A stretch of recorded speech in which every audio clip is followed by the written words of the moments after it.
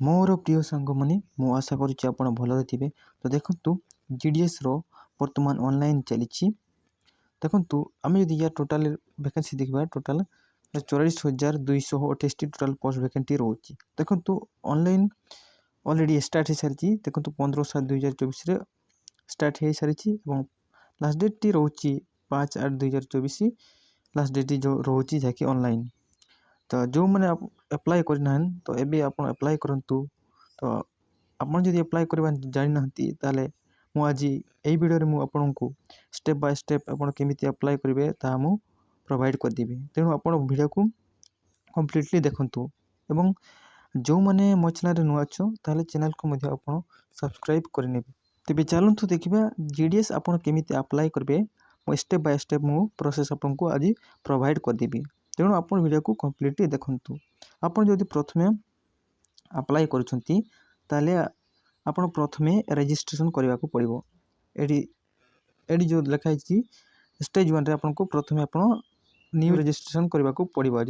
तो देखु आप प्रथम रजिस्ट्रेशन आईडी आप तैयारी कर डायरेक्ट आप अप्लाई करें।